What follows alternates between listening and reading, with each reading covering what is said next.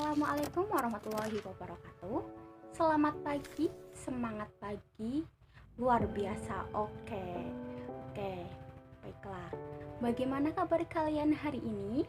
Semoga kalian selalu sehat dan senantiasa diberikan ragam nikmat yang luar biasa oleh Allah Subhanahu wa taala. Amin amin ya rabbal alamin. Amin. Oke, untuk pertemuan kali ini kalian bersama saya terlebih dahulu ya. Oke. Kalian pernah melihat saya atau sebelumnya belum kenal ya? Perkenalkan, nama saya Iin Inayah. Biasa kalian panggil boleh Inay gitu ya, atau Iin, ya terserah kalian. Terus kemudian untuk pertemuan kali ini ya, kita akan membahas tentang teks ceramah. Oke. Apakah kalian sering mendengarkan orang berceramah? Atau pernahkah kalian juga melihat orang berceramah? Atau kalian juga pernah merasakan berceramah itu seperti apa? Oke, jika kalian pernah melihat atau merasakan baik mendengar tentang berceramah, apakah kalian tahu tentang ceramah itu apa? Terus kemudian pasti kalian tanya-tanya juga kan di dalam hati. Jadi kita langsung saja kupas tuntas tentang materi teks ceramah. Untuk yang selanjutnya, saya akan menampilkan video terlebih dahulu. Ikhlas itu bukan nggak ngeharapin apa-apa ya. Karena di Indonesia orang menerjemahkan ikhlas itu nggak ngarepin apa-apa. Padahal kalau nggak ngarepin apa-apa dalam Islam itu sombong. Kita nggak boleh beramal soleh dengan mengatakan saya nggak berharap surga, saya nggak takut neraka, saya mau beramal soleh karena cinta sama Allah. Itu sombong. Karena Allah yang menawarkan kita surga, Allah yang menawarkan kita terbebas dari api neraka, seolah-olah Allah ngasih sesuatu kepada kita terus kita bilang saya nggak butuh. Itu sombong. Allah nggak suka sama hamba kayak gitu.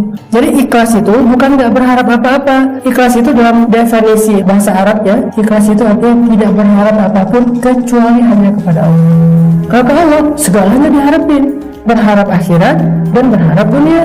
Jadi kalau orang beribadah karena berharap rezekinya lancar, itu ikhlas, berharapnya ke Allah. Kalau beribadah berharap kuliahnya dapat nilai bagus, itu ikhlas. Kalau beribadah berharap supaya urusan pernikahannya dimudahkan, itu ikhlas, berharapnya ke Allah. Apalagi kalau yang diharapkan dari Allah lebih besar porsi akhirat daripada dunia, itu ikhlas banget. Justru kalau kita beribadah nggak berharap apa-apa di sisi Allah, Allah menggolongkan dia termasuk istaghna. Kalla innal insana la yatgha ar-ra'ahu istaghna, ketika dia merasa dirinya udah cukup dan butuh apa-apa. Dari video yang saya tadi paparkan, apa saja yang kalian tangkap dari informasi sama yang dilakukan oleh Ustadz Hanan Ataki? Semoga kalian dapat mengambil sisi baiknya dari ceramah tersebut, begitu ya. Oke, langsung saja ke materinya ya. Kan kalian pasti baca-bacanya ya, sama itu apa sih, gitu. Pasti juga di sini ada yang tahu kan sama itu juga apa. Oke, langsung saja. Nah, di sini ceramah itu adalah pembicaraan di depan umum yang berisi penyampaian suatu informasi, pengetahuan, dan lain sebagainya. Kemudian di dalam materi ceramah itu biasanya bersifat umum dan tidak hanya seputar keagamaan saja, ada interaksi antara pembicara dan pendengar. Nah, terus kemudian pasti kalian pernah dengar juga kan ada istilah khotbah dan pidato. Nah, itu tidak asing lagi kan yang kalian pernah dengar lah. Itu pasti ada persamaan dan perbedaan di antara ketiga itu, antara ceramah, khotbah, dan pidato. Oke, untuk penjelasannya, khotbah itu adalah pembicaraan di depan umum yang berisi penyampaian pengetahuan mengenai keagamaan dan praktik beribadah hingga ajakan untuk memperkuat keimanan pendengar. Nah, kemudian di sini juga ada interaksi antara pembicara dan pendengar. Nah, kemudian di sini ada penjelasan dari pidato. Nah, pidato itu apa? Ya, Pidato itu pembicaraan di depan umum yang lebih cenderung bersifat persuasif atau ajakan, gitu ya. Pidato ini juga biasanya terjadi dalam satu arah saja, yaitu dari pembicara kepada pendengar lah. Di pidato ini tidak adanya interaksi antar kedua gitu. Jadi dari ketiga ini, ceramah, khotbah, dan pidato, ada perbedaannya. Nah, ceramah ini memiliki materi yang lebih umum. Nah, terjadi dua arah, ada interaksi antara pembicara dan pendengar. Itu ceramah. Terus kemudian untuk khotbahnya itu hanya menggunakan materi seputar keagamaan. Nah, ada dua arah ya. Itu ada interaksinya juga antara pembicara dan pendengar. Terus kemudian ada juga pidato, memiliki materi yang lebih umum, tidak untuk berhubungan dengan keagamaan. Tapi untuk pidato itu lebih ke umumnya. Terus kemudian terjadi dalam satu arah, yaitu pembicara kepada pendengar, tidak adanya interaksi antara keduanya. Begitu. Terus kemudian ya, di sini ada ciri-ciri ceramah. Untuk ceramah disampaikan oleh orang yang mempunyai keahlian dalam bidang maupun ilmu tertentu. Nah, jadi si penceramah ini biasanya memiliki isi materi atau mempunyai materi yang sangat lengkap untuk diceramahkan kepada pendengar. Terus kemudian ciri-ciri ceramah juga itu mempunyai strukturnya. Nah, yang pertama itu ada pendahuluan, isi, dan penutup. Terus kemudian isi ceramah itu sesuai dengan kegiatan yang ada. Jadi ceramahnya itu disesuaikan dengan kegiatan. Misalkan ceramahnya tentang peringatan Isra Mi'raj, berarti itu disesuaikan dengan apa kegiatan tersebut ya. Terus kemudian di sini juga isi ceramah itu wajib objektif, terus kemudian jelas dan benar. Harus jelas ini isi ceramahnya, terus kemudian harus benar juga gitu. Kemudian di sini ceramah itu tidak akan menyebabkan pertentangan di masyarakat. Kemudian bahasa yang dipakai penceramah itu juga mudah dipahami gitu oleh si pendengarnya atau oleh si audiensnya. Itu merupakan ciri-ciri dari teks ceramah. Terus kemudian yang selanjutnya yaitu ada tujuan ceramah. Nah, dari tujuan ceramah yang pertama itu ada informatif atau instruktif. Nah, untuk tujuan yang pertama itu memberikan informasi kepada pendengar tentang sebuah hal sehingga pendengar bisa memahami atau mengerti isi informasi tersebut dengan jelas dan benar. Ya, terus kemudian tujuan yang kedua itu persuasif. Persuasif itu apa? Mengajak pendengar agar mengikuti apa yang sudah pembicara sampaikan. Kemudian timbulnya keyakinan pendengar sehingga semakin guna melakukan sesuatu ke arah yang lebih baik lagi. Selanjutnya dari tujuan ceramah argumentatif ya. Argumentatif ini untuk meyakinkan pendengar tentang sebuah hal ya. Itu. Kemudian ada deskriptif. Nah, deskriptif itu apa? Ya, untuk menggambarkan mengenai sebuah keadaan. Jadi tujuan ceramah itu juga untuk menggambarkan bagaimana keadaan yang ada itu. Kemudian rekreatif. Nah, rekreatif ini berarti untuk menghibur gitu. Menghibur dari pendengar supaya merasa puas. Lalu kemudian ada naratif. Nah, naratif ini untuk menceritakan sesuatu hal pada pendengar. Itu merupakan tujuan ceramah.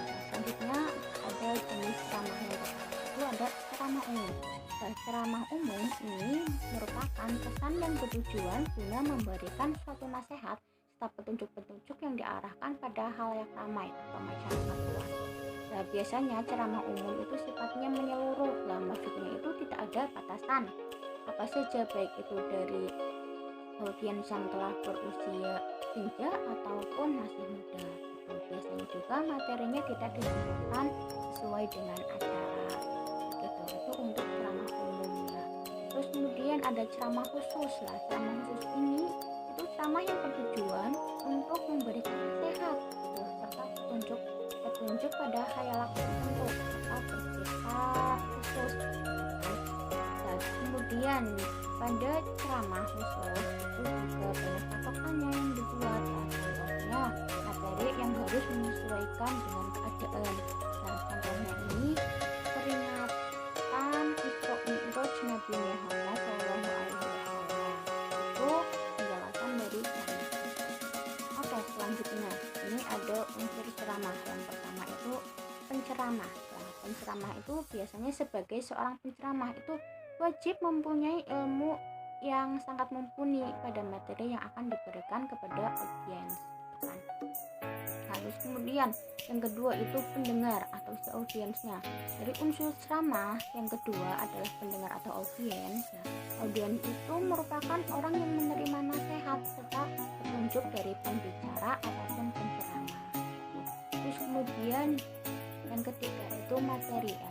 Materi yang diberikan dalam ceramah asalnya dari ajaran-ajaran suatu agama, tapi ceramah yang baik adalah ceramah yang bisa dan sanggup membuat pendengar terdorong serta minat untuk melakukan nasihat-nasihat yang sudah diberikan oleh penceramah itu.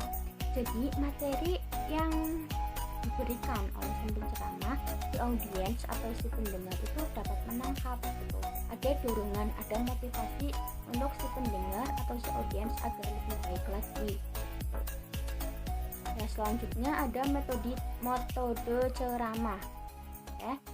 Yang pertama itu ada ekstemporan. Nah, metode ceramah ini biasanya menuliskan pokok pembahasan maupun gagasan utama saja atau mencatat poin-poin tertentu.